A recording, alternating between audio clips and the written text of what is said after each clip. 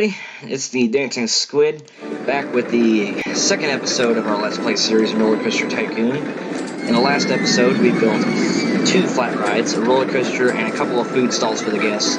We also started getting the framework for our park set up, and in this episode, I sort of want to accomplish a few other things. We're going to build a few more rides, some scenery, and hopefully balance the park budget out. Because, as you can see, we're kind of hemorrhaging money at the moment. Well, I say hemorrhaging, it's only $17 loss per week, but I prefer making a profit. So we're gonna build a couple more rides here, and then okay. Yeah, I'm gonna stop talking and just start playing. We're gonna cut the research funding just so we can stop having that, because research funding, you see, we're gonna be losing $200 a month, which might not seem a lot in the long run. It is going to stall development. And to be honest, we sort of start out with a large selection of rides anyways, so we don't really need to do much research right now.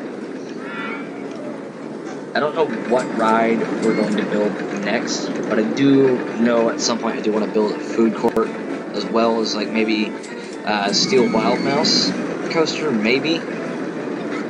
But for now, I think we're just going to stick with what we got right now. We're just going to enhance the scenery a bit, make it look more attractive.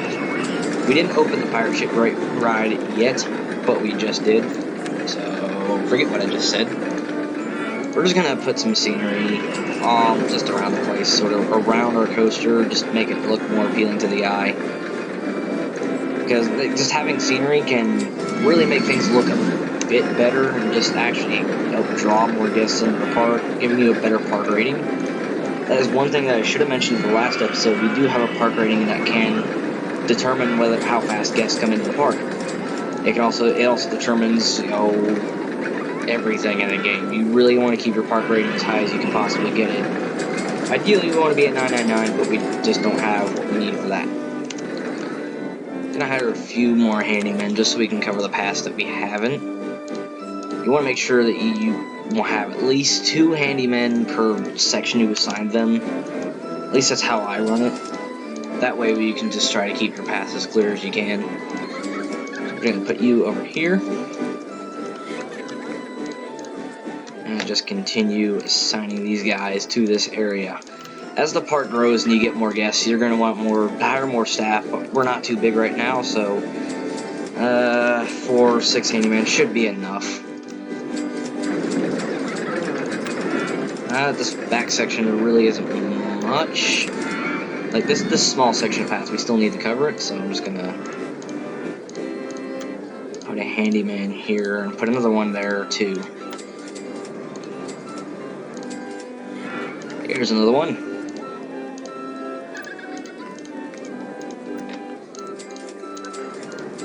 As I said in the last episode, keeping your staff organized it's really vital.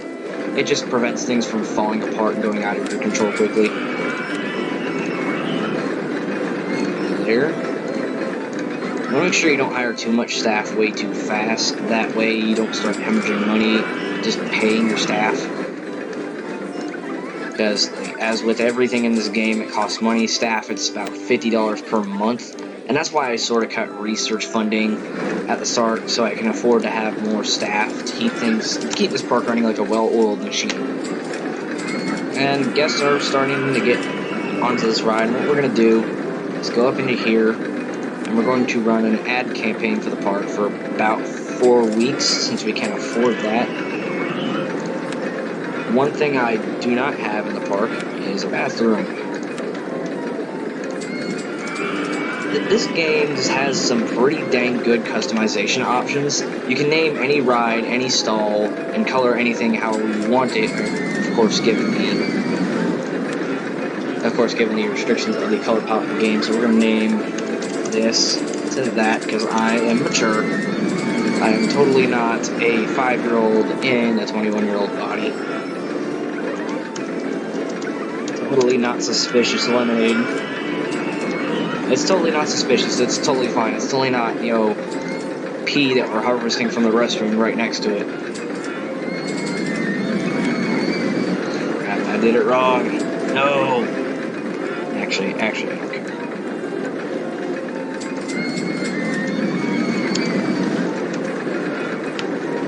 There we go.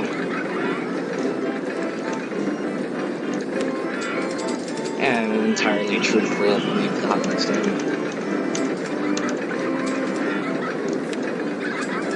Has anybody gone on this? Yes. There are people who are actually paying for this. Eventually, you are going to get more guests in the park, and you're going to have them start lining up. Eventually, we will get more and have a much better budget to work with in building rides, but right now we don't have much. Oh, hey! Look at how much we got on ride tickets last month. Hey! Sure. Now we're making 180 per week.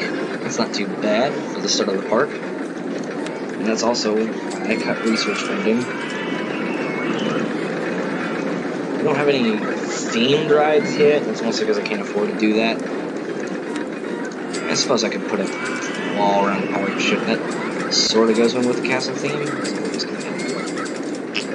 That's way too tall.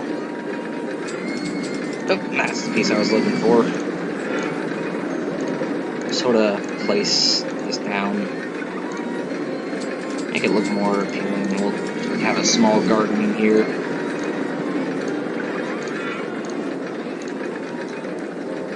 I'll take some flowers. Nice and pretty. And it makes it less dull. It's not totally just a plain flat wall. It's a plain flat wall with things on the top. Awesome. Almost up to 200 guests. Now, in these scenarios, we're going to have an objective. In this, we have to have 1,500 guests by October year 4, so we have plenty of time to really work with. I mean, in the first game, the first one you did, Forest Frontiers, it was 250 guests within the first 2 years, and that was just really easy.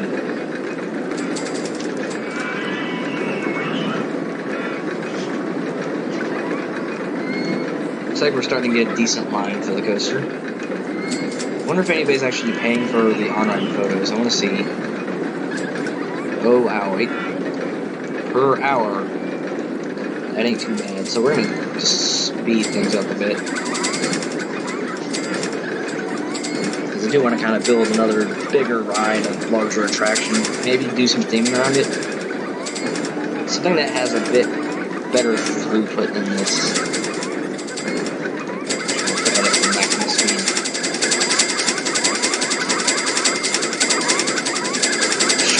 Right back down to normal, and we shall build a gentle ride. Which gentle ride I want to build? That one. Yeah, you can do pre-built designs, but a custom-built design is better for a park on a budget because you know exactly what you can afford, and this is just how I prefer to do things. So we're gonna have a little gas band right there.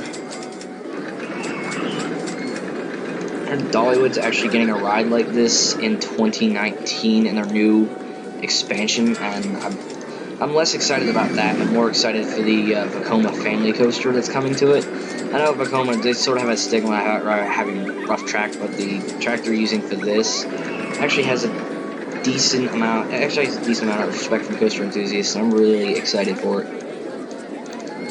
I know it's not going to be anywhere on the level of rides like Thunderhead and Lightning Rod, but I expect it to be a decent little family coaster, and it'll be great for the kids, like new budding coaster enthusiasts. It'll be great for them. It'll be a great entry into it.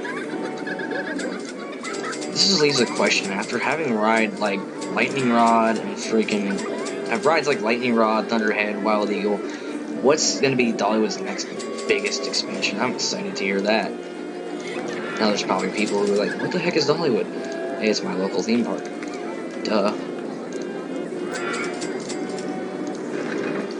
And there we go. This will be the first scenery-heavy ride we have here. This is one of those rides that's guest-dependent, so like go-karts in this game, this ride has a one-passenger vehicle, which means that it doesn't have a test option, because these rides are guest-operated, so they sort of pedal around the track. This is an easy way to get a ride that's sort of immune from crashing, I guess. I don't remember ever seeing one of these crash without cheats, so we're going to go ahead and start planting trees everywhere.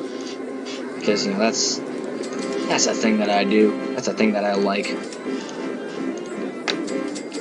Really, I love this game. It's so appealing to the eye. It's not like those other early 90s games that were trying to be this game. This is exactly what it needs to be, and it's just got so much charm. It's so much fun. The music's great.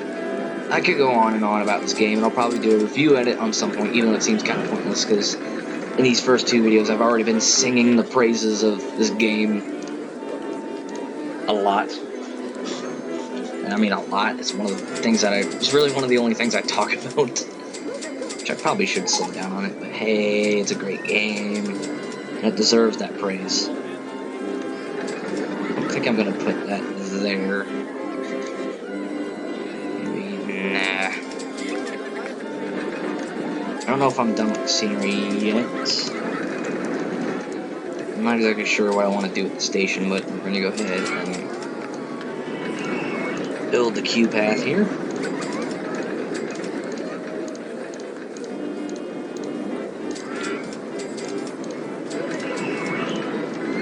There we go. It's kind of good looking. I think what we'll do is I'll take the go into the standard theming. So is there anything here that I can use? Looks good with the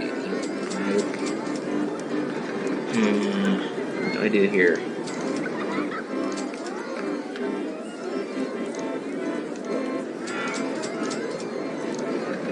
See, and this is a castle-themed amusement park. I should probably make a castle-themed station. That would be smart, but I'm not smart. I'm kind of dumb.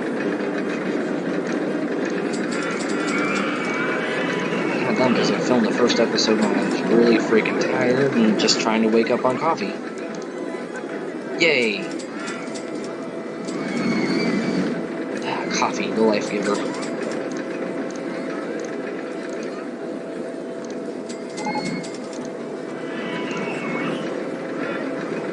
I don't know why I do this. You're never going to see it once I put the roof up.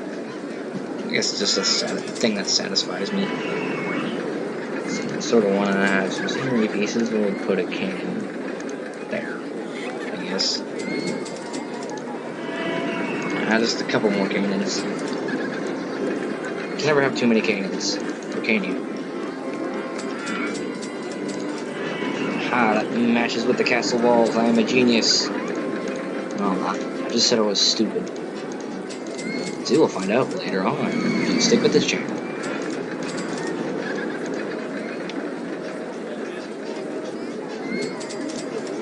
Oh boy. I told you to go to that page game. There's a piece of scenery that I need. Scenery building was made so much easier with RCT2 because it just allows me to just hover the control key and just keep this at a level. I don't have to keep pressing down shift every time I want to raise something up. And there we go, we have a generic station. Like, very generic. Like, it's so generic. Slightly exit path. This is probably our biggest budget ride, even though it's not really anything too special, so we're gonna...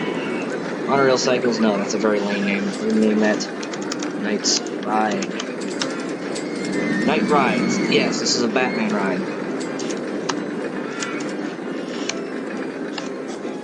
I'm Batman.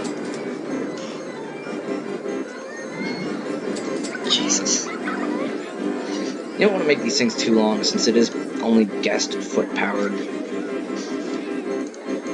We won't have any stats for this name. Where is it? Where is it? There it is. Nope, wrong one. There we go. That's not brown, that's tan. Whatever.